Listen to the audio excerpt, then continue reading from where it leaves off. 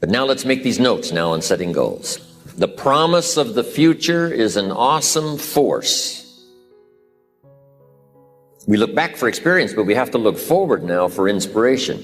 And what gives us inspiration to get up in the morning and do our job, learn skills, develop all that we can possibly be, is the promise of the future. And it can be so powerful that it can overwhelm any adversary you might have, any difficulties you might have.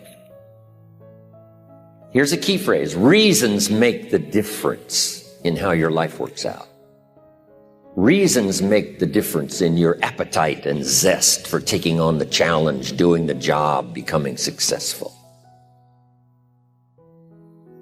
Mr. Schoaf said, if you have enough reasons, you can do the most incredible things. You can get through the most difficult day. You can overcome the most unbelievable challenges if you have enough reasons. And so he said to me, if you haven't got a list of your goals, Mr. Rohn, it's probably because you don't have enough reasons. He said, I'm sure since I've met you, you have enough intelligence. And he said, you have enough good health. And he said, you have, all of those things working for you. But here's what you must work on now, is to have enough reasons. Looking into the future, developing reasons. Okay. Now here's a note to make. It's important to make sure that the greatest pull on your life is the pull of the future. Some people let the past pull them back. The past can be like gravity if you let it to pull you back. Some people live in the past. They live in the darkness of the past. They live in the mistakes of the past. They live in the discouragement of the past. They didn't make it, and that affects them for the rest of their life, living in the past. So we don't want the past to pull us back, to live in the past. So make this note: dreams and goals can become magnets. Dreams and goals can become magnets. And the stronger the goal, the higher the purpose, the more powerful the objective, the stronger this magnet is that pulls you that direction. Now, not only does your goals and your objectives pull you that direction, here's what they also do. They pull you through. They pull you through all kinds of down days. They pull you through a difficult time. It'll pull you through some winter of your life. Some people get lost in the confusion of the day simply because their goal is not bright enough to pull them through. Next, it's goals that drive us to take advantage of the spring. Why would the farmer put the plow in the ground in the spring if he couldn't see the vision of the harvest when the summer is finished? Is it possible to see the finished harvest? And the answer is yes. We do that simply by faith. Key phrase: faith is the ability to see things that don't yet exist. So here's what we want to do in our goal-setting session, is to start looking into the future of what you would like to accomplish and where you would like to go, the person you would like to be, and see if you can't get a better picture of the finished objective. See yourself there. See yourself in possession of. For your dreams to greatly influence you, for the future to pull you, your future must be well planned. There are two ways to face the future. One is with apprehension, the other with anticipation. Guess how many people face the future with apprehension? Why? They don't have it well designed. And without really thinking about it, they have probably bought someone else's view of how to live. You will face the future with anticipation when you have planned a future you can get excited about, when you have designed your future results in advance. In this way, the future will capture your imagination. It will exert an enormous influence on you. And to design your future, you must have goals. Well-defined goals are like a magnet. They pull you in their direction. And the better you have defined them, the better you have described them, the harder you work on them, the stronger they pull. And they pull you through all kinds of difficulties too. Without goals, it is easy to let life deteriorate to the point where you're just making a living. It is not difficult to get trapped by economic necessity and settle for existence rather than substance. We all have a choice. We can either make a living or design a life. Now we're going to take some time to actually start designing the next 10 years of your life. We're going to start setting your goals. Goal setting is one of the most important skills to develop if you want to design your future. I'm going to give you enough homework not only to keep you busy for the rest of your life, but also to help you create the kind of life you may have always dreamed about living, but never believed possible. So let's get on with it. The sooner you exert the discipline, the sooner you will be enjoying the results. Once the results start to come, believe me, you won't mind the hard work and discipline it's going to take. Now, get a sheet of paper, and at the top of it, write the words, long-range goals. I'm going to ask you some questions, and I want you to jot down the answers. If you don't have paper and pen handy, follow along with me now anyway, just listening. Then later, listen again when you can write down your ideas. After I've asked the questions, which is the first part of this exercise, you can stop the tape and work on your answers. Entitle this part of it now, Workshop. And under the workshop, I'm going to ask a series of questions, and it's going to serve as a model so that you can teach this to your children, you can teach it in classes, you can teach it anywhere. Under the workshop, now here's the first question. What 5 things have you already accomplished that you're proud of? Let's take some credit before we go to work on the future. We've accomplished some things in the past. Let's give ourselves credit for that. What 5 things have you already accomplished that you're proud of? So I want you to make a note of that question, and then I want you to do the exercise. Make a list of 5 things that you can think of that you've already accomplished that you're proud of. Next question. What do you want in the next 10 years?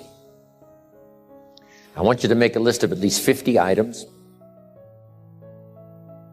Now, this is not what you think you can get. This is what you want. If everything fell into place and you could have anything you wanted in the next 10 years, what would that list be? Not something you think you can earn, not something you think you can buy, not something you think you can, finally be so successful you can get. This is what would really do it for you the next 10 years. I want you to make this list. And here's the deal now. I want you to put each item one under the other. Not side by side, but one under the other.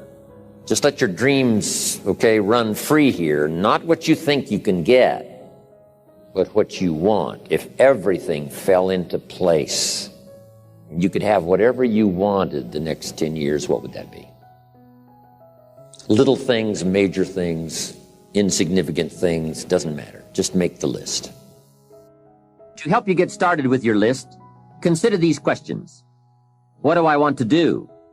What do I want to see? What do I want to be? What do I want to have? Where do I want to go? And what would I like to share? Now, with these thought starter questions in mind, answer the basic question. What do I want within the next 1 to 10 years? See how many things you can write down. At this point, don't take the time to describe in detail everything you want. This is the time for you to let your thoughts pour, to write fast and to abbreviate. Make the list as long as you possibly can. Try to write down at least 50 items. 50 things you want within the next 1 to 10 years. These are long-range goals. Spend about 12 to 15 minutes on this. The key is to put everything on your list. Now, the key is to take it out of your head and put it on paper. You can dream about what you want, but when you start committing it to paper, now it more formalizes. Information now starts to make a composite of an idea. And ideas can turn into hotels. Ideas can turn into enterprises. Ideas can turn into a fabulous career. We need the information. We need the stimulation. What experiences would you like to have in the next 10 years? Parachute out of an airplane, star in a movie, start a new family. learn to play a musical instrument, try a new sport. What do you want for your children? That's a whole list in itself. Education, places you want to take them. Some changes you'd like to make, some habits you'd like to drop, some new ones you'd like to acquire. You might make a list of the people you want to meet over the next 10 years. Benevolence goals. Maybe you've got a long list of projects you'd like to support. Now, this is not what you think you can do. This is what you'd really like to do. How about your investments? Properties. Make a list of your health goals. Got to have a good physical support system over the next 10 years. How healthy do you want to be? Some goals for your career, your business, some productivity goals, a hobby you'd like to start, new car, become a race driver. What classes would you like to teach? Some of your goals should be personal development, the person you wish to become. Develop skills that make you attractive to the marketplace. Develop the temperament and the attitude that makes you attractive to the business world. Because here's what's important. It's not what you get that makes you valuable. It's what you become that makes you valuable. Okay, now we're going to do some things with this list. Here's the next exercise. I want you to look at each item on this list you've made and give each item a number. The number being a 1, 3, 5, or 10. And this is why. I want you to look at an item and say, I think that would take about 1 year. Another item, you say, I think that would take about 3 years. Another item, I think that would take 5. And another item, looks like that's going to take 10. Give each item now a number of what you think it might take to achieve that goal, a 1, a 3, a 5, or a 10. Just somewhere close, doesn't have to be exact. That's about a 1, that's about a 3-year goal, that's about a 5-year goal, that's about a 10-year goal. Now, as soon as you've given each item a number, I want you to now go through and count them. How many 1s, how many 3s, how many 5s, how many 10s? And then just make a little list of those numbers. How many 1s, 3s, 5s, 10s?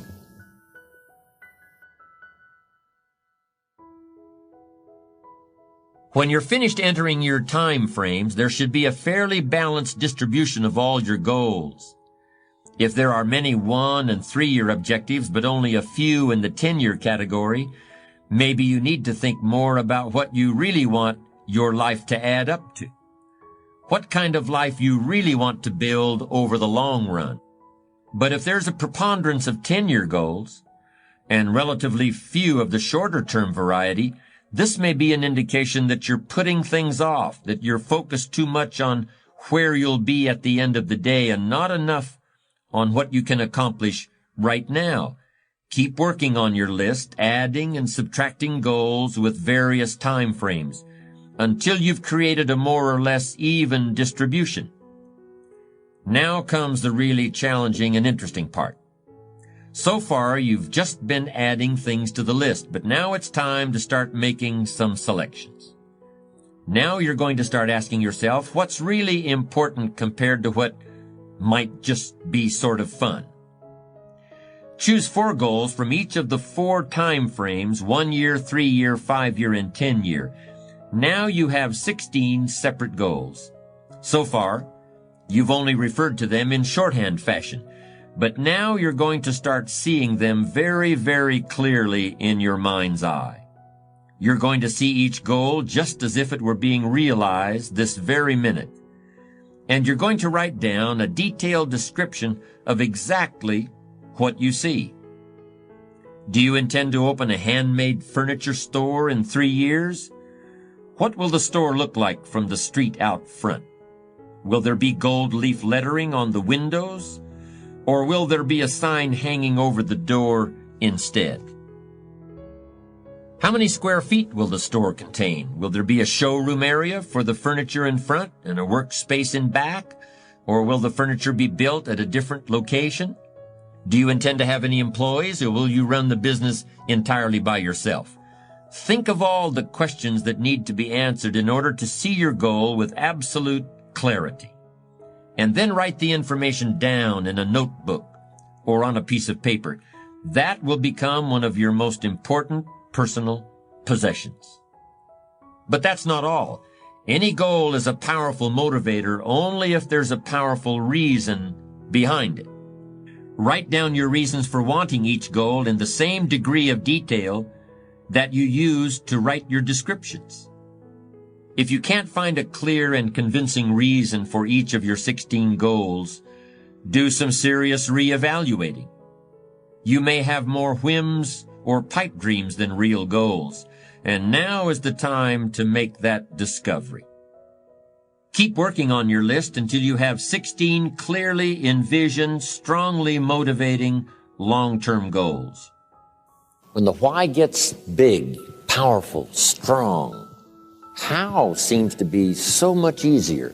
Without a strong enough why, the how seems to be too difficult almost to accomplish. Say, how do you manage your time? Hey, if you had strong and powerful enough goals, you'd figure out how to manage your time. You'd get a book on the subject. You'd do something to manage your time if it was worth it. If it's not worth it, why would you bother studying the art of managing your time if it really doesn't matter? But if it really mattered in the accomplishment of your goals and why you wish to accomplish them, see, you can do anything. You can get up any hour, read any book, take any class, make any change, develop any skill, do any discipline. You can do it all. When this how and the why, or when the why starts to grow, the how gets simple. Maybe one of your goals was to have $1 million home on the hill overlooking Snake River Valley.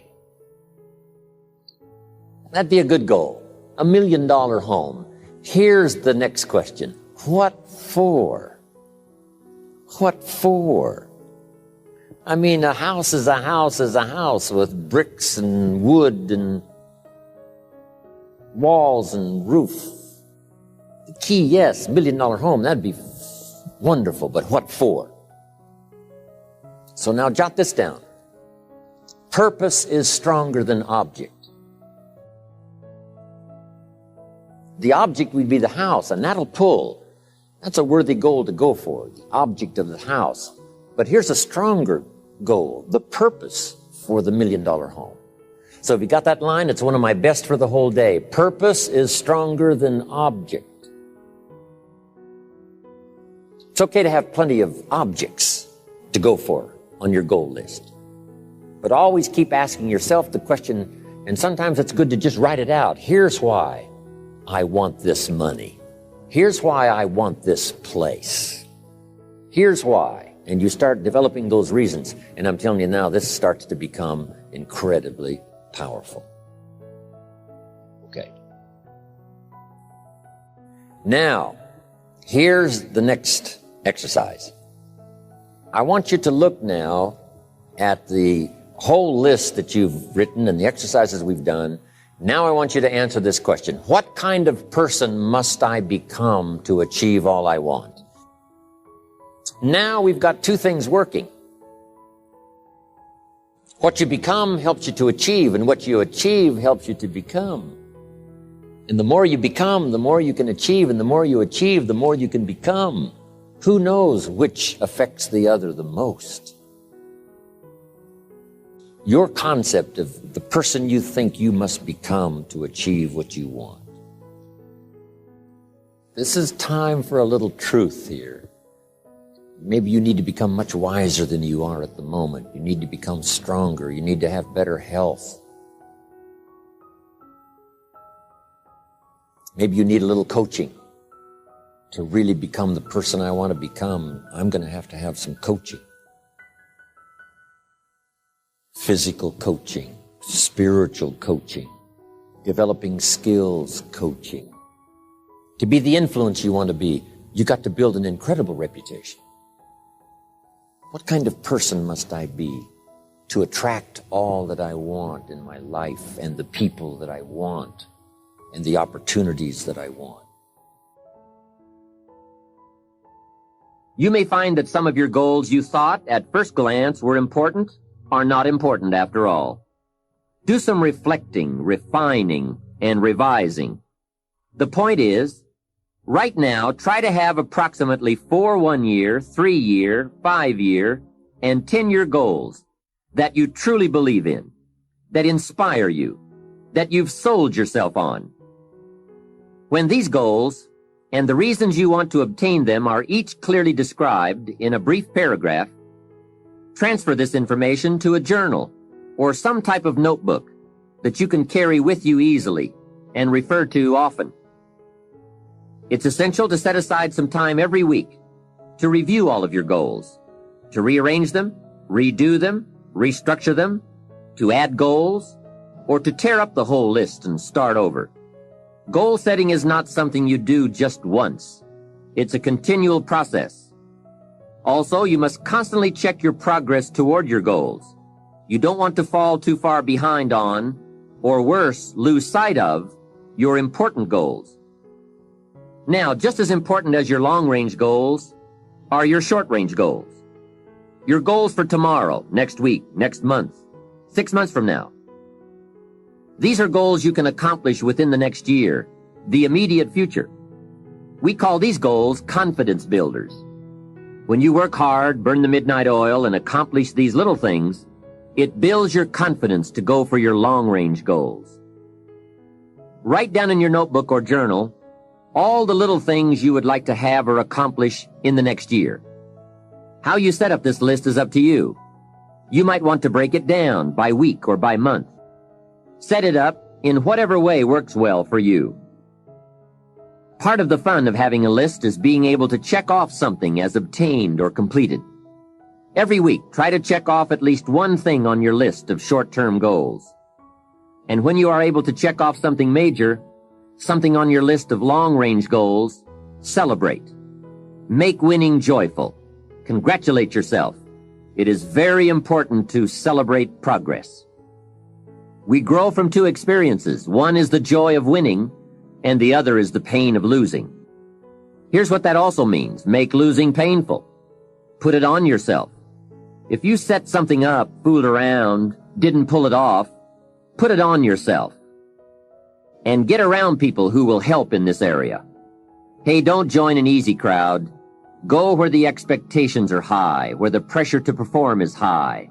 It's how we grow. Review what you've written at times, and keep track of your progress toward these objectives. Above all, persevere. Goal setting is a very important first step, but goal achievement is a continuous, lifelong process. That's what makes it so challenging. That's also why it's so extremely rewarding to finally attain your long-term goals.